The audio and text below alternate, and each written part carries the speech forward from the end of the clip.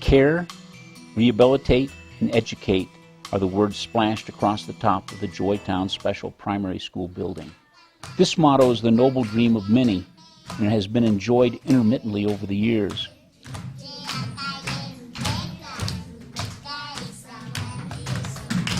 Joytown is a place of hope for many disabled children and their families.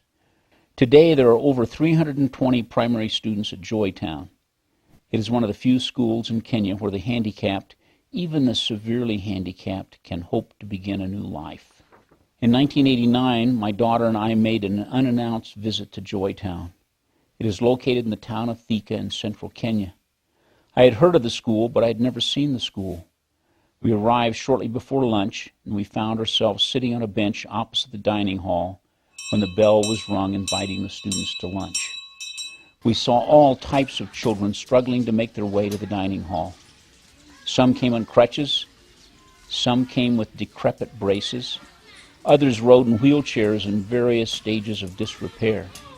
Some were pushed by their handicapped classmates, many of whom were only slightly better physically than the children they were pushing. Their uniforms were often torn and sometimes wet. Most wore a smile, many were laughing. Should I have expected anything different from Joytown? My heart was deeply touched. I leaned over to my daughter, who's called Bethany, and whispered, "We could improve the lives of 85% of these children." And that is the way it began. That was over 18 years ago. And through our work, probably 350 to 500 of the children there have had operations to improve their lives. Many have had new braces and wheelchairs. Some have had some basic therapy. Over the years, the government has supplied therapists and nurses. Kenya is changing. This year, no therapist was assigned, and the disabled at Joytown now have no consistent, acceptable therapy. The nurse supplied is likely to be gone very soon. In the midst of this, the motto for Joytown has been unintentionally shortened to education and care. Let me Kenyanize some of what has occurred at Joytown. The average Kenyan earns less than $1, yes, $1 American per day, and they attempt to survive on this. Thus, we often see children in tattered uniforms, and often with only one uniform. Students with these disabilities often arrive late each term due to an inability to find public transport. School fees that include room and board are about $200 per student per school year.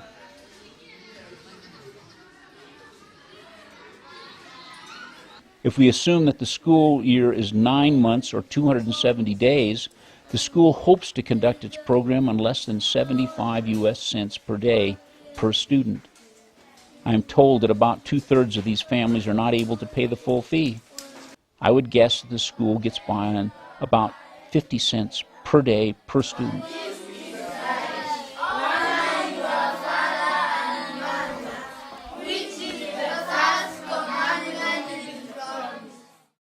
Over the last several months, Bethany Kids Africa has been discussing a cooperative effort with Joytown.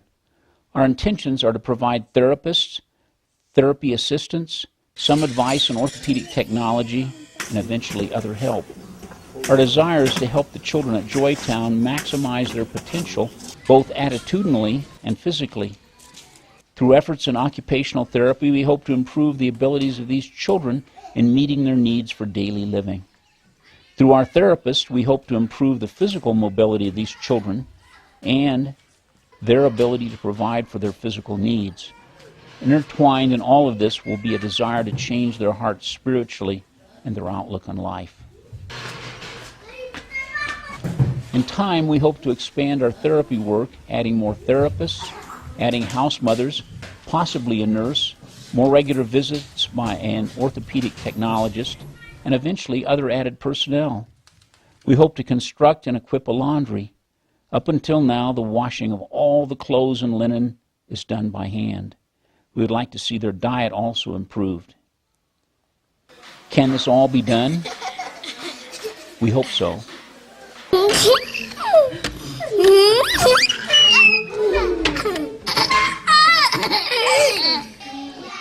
We have set a target date to begin caring for these children as of January 2010. This would mean that we would have to begin renovating some of the facilities by the end of November 2009.